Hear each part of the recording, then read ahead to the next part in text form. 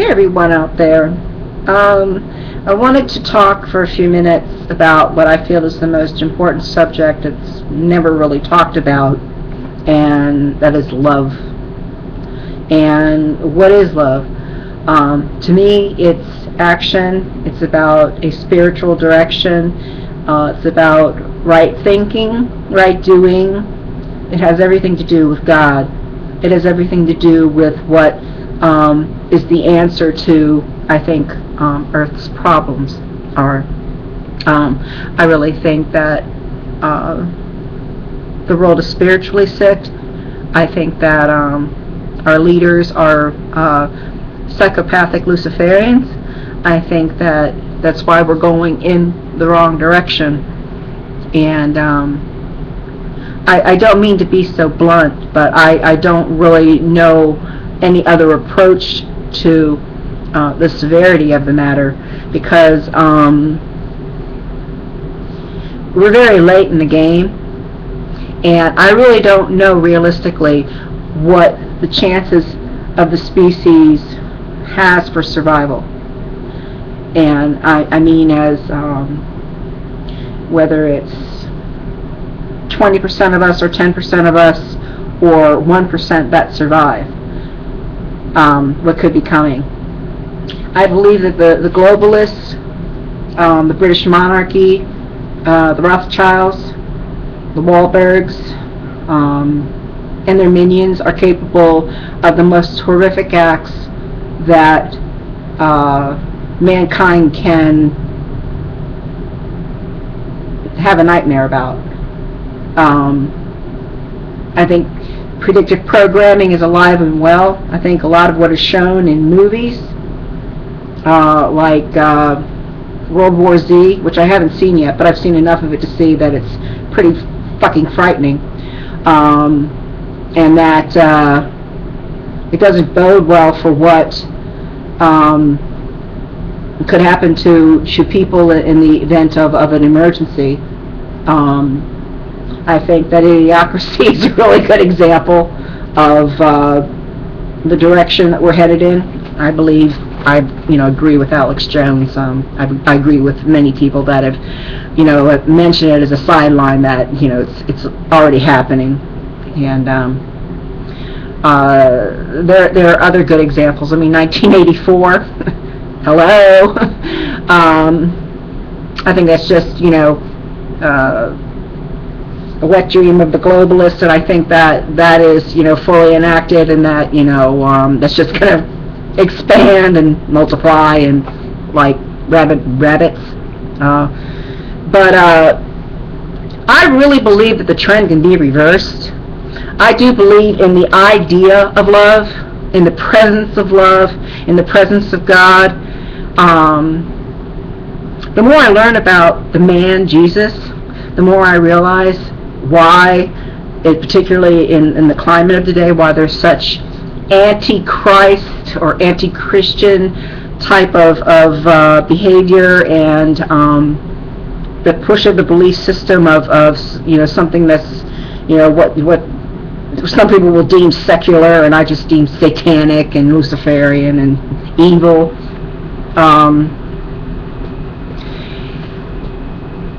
So what I guess I'm getting to is that the answer to all of this is love. That if we look at it in its pure essence, what love is this action of this spiritual caring, this spiritual outreach from one human being to another. When love is present, or when peace is present, that is God manifest. I think that anything you can see as the opposite is the devil's presence. Anything that has to do with wealth creation, anything that has to do with the expansion of the mind, the expansion of hearts, the giving of oneself, not necessarily money, yes, that can be, but the giving of oneself is the example of love. That is the manifestation of love, and therefore God is present. Anything that's natural, wholesome, and beautiful, anything that is enlightening and would bring pleasure to a child, that is the presence of God. I don't even want to talk about the opposite anymore. I'm so done with the evil, because that's pervasive, and I think in today's world that's just all pervasive. I think what needs to be implemented for those who have a conscience, for those who care about their children, about the offspring in future generations, needs to take a very serious look at what it is that men and women, good men and women, are responsible for, right here, right now, in the here and now. And I believe, I'm a huge proponent of Glass-Steagall, NWOPA, and Hamiltonian credit system. I really believe that those three components, in concert working together, will be able to, in the United States, not the corporation of the United States, but what we know as America, to bring back a healthy economy, create lots of jobs in the engineering sector, and other white-collar positions and blue-collar positions. There are many programs that can be implemented. There could be money just given to the private sector, to small businesses, that can make a vibrant economy here again. And Glass-Steagall is, of course, a huge threat to the British monarchy. Let's make no bones about it. Because Glass-Steagall is the answer to all of this debt that's trying to be foisted on us, like it's happened in the European Union. Cyprus being the model. If the Dodd-Frank law it remains in effect, then we are on a collision course into having not only like government pensions and our stocks declining or being just eradicated. We're looking at bankers going into our private accounts, taking out money and saying, sorry, got to bail out this bank. Got to do what you got to do. Got to protect those banks. And we have to get back past the notion that we are not powerful individuals, or we're not powerful as a people. If we remain in that little me stance, as David Icke likes to call it, then that's we're going to remain trampled upon.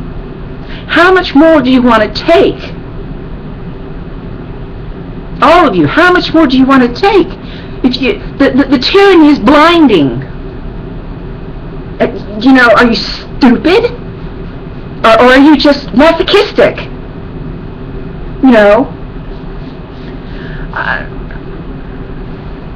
Back to the subject of love for another minute. I think it's something for people to contemplate, to ponder, and to visualize as best they can in their imaginations what their idea of love, what it means. Write it down on paper. Paint it in a picture. Show it to your children. Show it to strangers. You need to, if you're fearful, to get out of the fear and into love. There are two chemical vibrations that have been identified in human emotion, one being love, which is a very fast, very high frequency of movement. And there are studies. You're going to have to look up the links for yourself. I'm not going to be responsible for that. You guys are computer savvy enough. But the frequency of fear is much steeper, much slower, and there's less connections that will be made. So it's like, the expansion of DNA in the body can be moved at a more rapid pace or a very slow pace. I mean, what I see right now is how we're being attacked chemically in the air, water, food, and then the mainstream media, fear-driven pile of crap that they pass off for news. I mean, all of this is the exact opposite of what it is that we need to hear and what we need to operate from. We simply have to evolve as a species. We have to evolve as human beings if we wish to survive. I believe that if the law of Glass-Steagall is not implemented, I firmly believe this, and I'm not, it's not support of LaRouche PAC, it's support of the idea of this real renaissance that is already occurring, along with the destruction.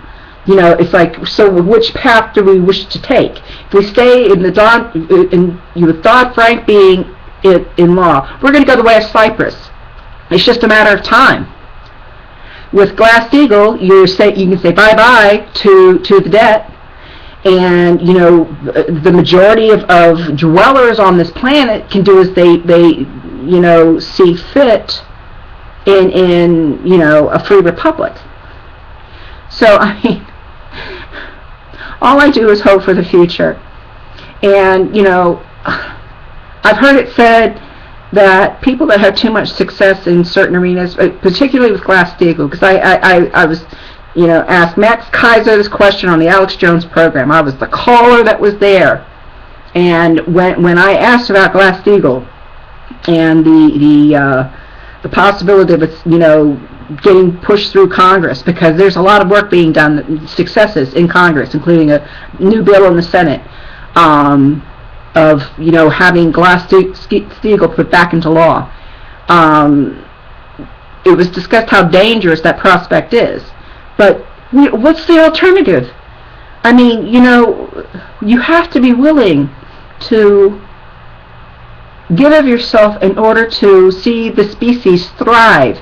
We're not thriving now, and I really don't know what to do besides be the pure activist that I am, to speak my mind.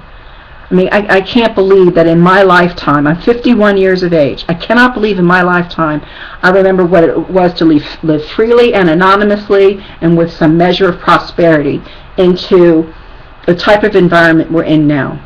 It's only by the fact that I pulled myself up by the bootstraps that I have a small business of my own, and that I'm able to seek out my artistic endeavors, and I live in one of the most beautiful places in the United States. But I still care about the future of my children. I'd like to maybe someday be a grandmother, but I don't know if that's a good idea. But until I'm certain, all I can do is put across this message of freedom and prosperity, and the avenues I feel that it's going to lead us there, because we're heading into a nightmare. Any of you that think that we're on the trajectory right now of anything wholesome, anything sane, anything